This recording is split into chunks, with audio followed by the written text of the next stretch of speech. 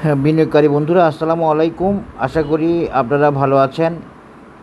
আমি এখন আপনাদের সাথে প্রগতি ইন্স্যুরেন্সের একটা আপডেট দেওয়ার চেষ্টা করব। আশা করি আপনারা সাথে থাকবেন, আপনাদের কাজে লাগবে। আপনারা যারা আমার অ্যানালিসিস ফলো করেন, আশা করি আপনারা সাবস্ক্রাইব করবেন এবং শেয়ার করবেন এবং আমার অ্যানালিসিসের সাথে আপডেটেড থাকতে পারবেন। তাহলে আমার অ্যানালিসিস কাউকে প্ররোচনা বা প্রলুব্ধ করার জন্য না, সম্পূর্ণরূপে একটা টেকনিক্যাল গাইডলাইন বা সাজেশন, একটা রোড ম্যাপ। এখন দেখেন প্রগতি ইন্স্যুরেন্সে আসি।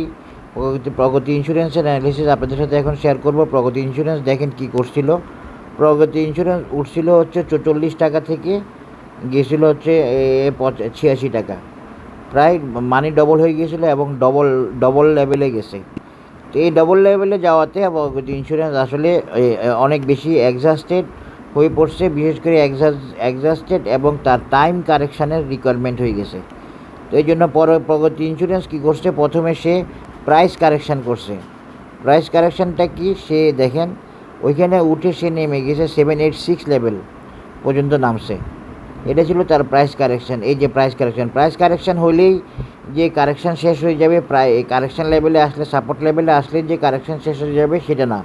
প্রাইস কারেকশান শেষ হয়েছে মানে আসলে প্রাইস যেখানে আসা দরকার, যে সাপোর্ট আসা দরকার সেখানে আসছে, কিন্তু তার টাইম কারেকশান শেষ হয় নাই। মানে তার টাইম কারেকশানটা তাকে শেষ করতে তাকে সময় নিতে হবে। এই জন্য সে দেখেন এই প্রাইস কারেকশানের জন্য সে নিচে নামছে, টাচ করছে সাপোর্ট, কিন্তু তাকে একটা লম্বা সময় তাকে সাইডওয়েতে থাকতে হয়েছে।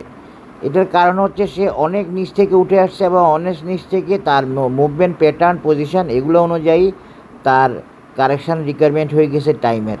এই জন্য সে প্রায়, এই যে আজকে জুন, তো 26শে জুন, সে প্রায় অক্টোবর থেকে 2025 সালের অক্টোবর থেকে সে আজকে পর্যন্ত সাইডওয়েতে বা কারেকশানে আসে। এটা তার নেসেসিটি, এটা তার প্রয়োজনে। সে ইচ্ছে করে কোনো শেয়ার বসে থাকে না, ইচ্ছে করে কোনো শেয়ার নিচে থাকতে চায় না। শেয়ারের মালিক, কোম্পানির মালিক, কোম্পানির ডিরেক্টর, কোম্পানির ম্যানেজার, বাজারের মার্কেট মেকার, বাজারের স্টেক হোল্ডার, তারপরে সেই কোম্পানির লোকজন সবাই চায় তার শেয়ারটা উপরে উঠুক, তার শেয়ারটার দাম বাড়ুক, তাদের শেয়ারটার দাম বাড়ুক। এটা ওদের জীবনের লক্ষ্য থাকে। তো এরপরে কেন শেয়ারের দাম বাড়ে না? শেয়ারকে টেকনিক্যাল অ্যানালিসিস মেনে চলতে হয়, শেয়ারকে অনেক কিছুকে ওকে করে চলতে হয়। বাজার ইচ্ছে মতো মুভ করতে পারে না। বাজারে moving average, momentum, volatility, volume ইত্যাদি অনেক কিছুকে ম্যানেজ করে, টাইম ইত্যাদিকে ম্যানেজ করে বাজারকে বাজার প্রাইস শেয়ারের দাম বাড়ে। কেন 4 বছর বাজার ডাউনে ছিল? কেন 4 বছর আগে প্রতি বছর বাজার বাড়তে থাকে না? কেন একটা শেয়ার 1.5 বছর 2 বছর কারেকশানে থাকে? কেন একটা শেয়ার একবার টপ টাচ করলে আরেকবার উঠতে পারে না? এগুলো সব টেকনিক্যাল কারণ। এগুলো আপনারা বুঝেন না, এই জন্য আপনাদেরকে বোকা বানায় বা আমাদেরকে বোকা বানায়। বাজারে তো এই যে কমিশনার কি আগে ছিল? তো বাজার খারাপ ছিল কেন? বছর বাজার খারাপ কেন? 4 বছর বাজার খারাপ কেন?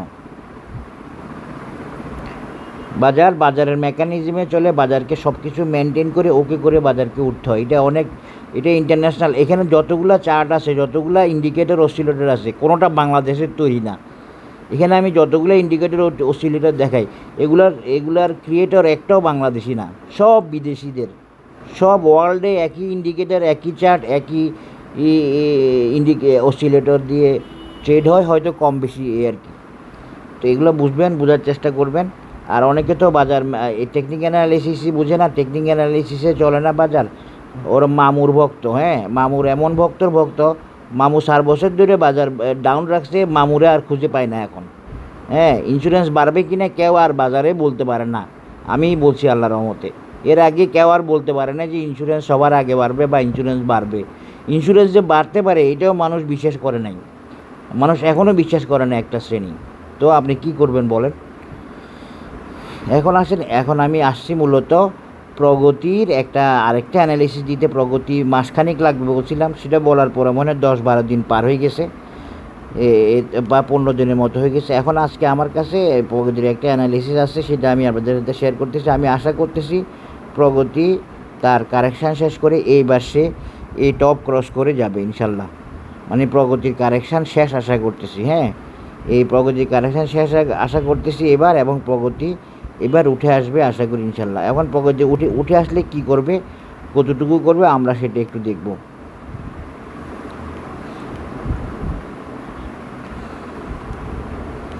প্রগতি বর্তমানে বিয়ারিশ অবস্থায় আছে, ইচ্ছুমুখতেও সেল সিগনালে আছে, তবে ফিউচার ক্লাউড খুব সরু আছে, যেটা একটা ভালো দিক। যদিও সামান্য রেট, কিন্তু এটা বড় কারণ নাই, সরু আছে, এইটাই খুব ভালো হয়েছে ফিউচার ক্লাউড। সব মিলিয়ে প্রগতি উঠে আসবে এবার, আশা করি অসুবিধা হবে না আর ইনশাল্লাহ। তো প্রগতি যারা হোল্ড করতেছেন এবং প্রগতি যারা নিতে চাইতেছেন, বিশেষ করে তাদের জন্য আমার অ্যানালিসিস। আমি এর আগে প্রগতি উঠে যাওয়ার অ্যানালিসিস দিয়েছিলাম, সেটা ওকে হয় নাই। এরপরে আরেকটা অ্যানালিসিস দিয়েছি, সেখানে বলছি প্রগতি আরও মাসখানিক লাগতে পারে। তো মাসখানিক না লাগলেও 10-15 দিন মনে হয় লেগে গেছে। তো আজকে আমি অ্যানালিসিসটা দিচ্ছি, প্রগতি আস্তে আস্তে উঠে আসবে এবং প্রগতি আশা করি তার টাইম কারেকশান এবং প্রায় আশা করি শেষ হয়ে আসছে, এখন সে উঠতে পারবে। তো প্রগতি অ্যানালিসিস দিতে গিয়ে আমি আগে কি দিছিলাম, এখন খেয়াল না, ও আছে এইভাবে দিছিলাম।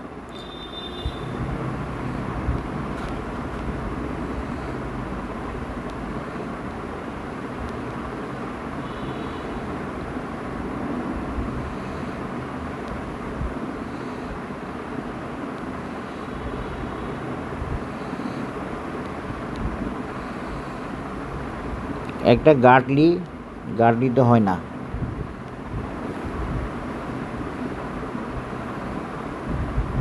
ও পাইছি, প্রগতি হইছে একটা আপনার Leonardo pattern, Leonardo harmonic pattern, এটাকে বলা হয় লিওনার্দো হারমোনিক প্যাটার্ন। এই লিওনার্দো হারমোনিক প্যাটার্ন অনুযায়ী প্রগতির টার্গেট বা রেজিস্ট্যান্স হলো এটাকে বলা হয় লিওনার্দো হারমোনিক প্যাটার্ন, 106 বা 107। এটা হচ্ছে প্রগতির technical analysis for the period of short term. এর বেশি এখন আশা করবেন না, প্রগতি একটা সিস্টেম আগাচ্ছে, এর বেশি যেতে পারে, এখন বলা যাচ্ছে না। তার আগে প্রগতিকে এটা পার হইতে হবে, এই যে এটাকে বলা হয়, আমি আবারও বলতেছি, এটাকে বলা হয় লিওনার্দো হারমোনিক প্যাটার্ন। এটাও অনেকে জানে না, অনেকে শুনে নাই নাম, অনেকে চিনে না, তাই বলে এটা নিয়ে কনফিউশন হওয়ার দরকার নাই। এটা ওকে আছে, এটা আমার পড়াশোনায় আছে, এটা আমার প্র্যাকটিসে আছে, এটা আমি আমার টেকনিক্যাল অ্যানালিসিস কোর্সও এটা আমি আলোচনা করি এটা নিয়ে। সুতরাং এটা ওকে আছে এবং ওকে থাকবে। এটাকে বলা হয় লিওনার্দো হারমোনিক প্যাটার্ন, লিওনার্দো। তো এই লিওনার্দো হারমোনিক প্যাটার্ন অনুযায়ী প্রগতির টার্গেট কত? প্রগতির টার্গেট হলো এটা রেজিস্ট্যান্স 86, এরপরে হচ্ছে 106। এখন প্রগতিকে যদি আমি আরও অন্যান্যভাবে দেখাতে চাই, আমি চাইলে দেখাতে পারবো, কিন্তু আসলে এইটাই বেটার প্রগতির অ্যানালিসিস দেওয়ার জন্য, এইটাই বেটার। তো প্রগতির টার্গেট অনেক আছে, এটা আপনারা মনে রাখবেন, প্রগতির টার্গেট অনেক আছে। 106 সব না, বা 106 এনাফ না, প্রগতি আরও যাবে। আগে 106 যাক, বা 107 যাক, বা 108 যাক, তারপরে আমরা অন্য অ্যানালিসিস দিব।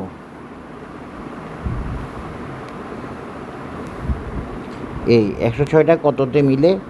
106টা এখানে মিলে, এই লেভেলে 106।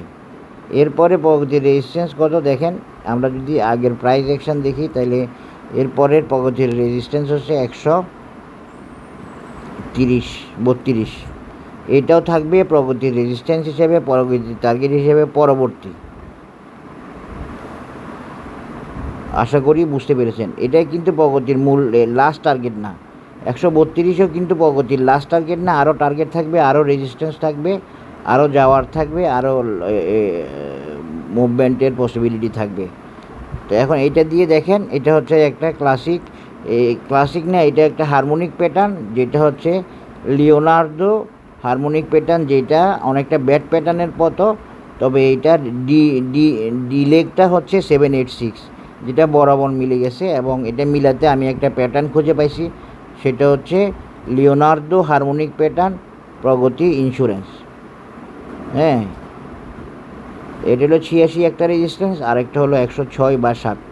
তা আপনারা আমাকে যদি কেউ পার্সোনালি ভাই এটা কিনবো নাকি, ভাই এটা বেচবো কি না, আমি কি এগুলোর কাজ করি নাকি? আমি কি এগুলো নিয়ে থাকি? আমি তো এগুলো নিয়ে থাকি না।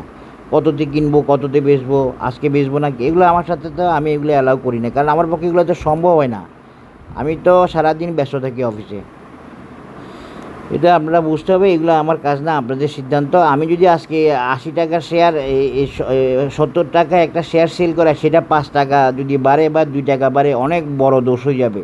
কিন্তু আপনি যদি 70 টাকা সেল করার পরে যদি 90 টাকাও যায়, কোনো সমস্যা হবে না, কোনো সমস্যা নাই সেটা। এগুলো আমরা জানি ভাই, বুঝি, এগুলো আমার এই জন্য ভালো লাগে না, এগুলো আমার সাথে আপনারা শেয়ার করবেন না। কেউ শেয়ার করতে চাচ্ছেন বলে আমি এগুলো বলতেছি, আশা করি বুঝতে পেরেছেন। এখন দেখেন এই প্রগতির প্যাটার্নগুলো দেখে রাখেন, এই প্রগতির পজিশনটা দেখে নেন। আমি এখানে শেষ করতেছি। প্রগতি আগামী সপ্তাহ থেকে পজিটিভিটির দিকে যাবে এবং আশা করি প্রগতি এই রেজিস্ট্যান্সটা ক্রস করলে তো কোনো কথা নাই 86, তার আগে যদি এইটাও যদি ক্রস করে তাহলে ভাববেন যে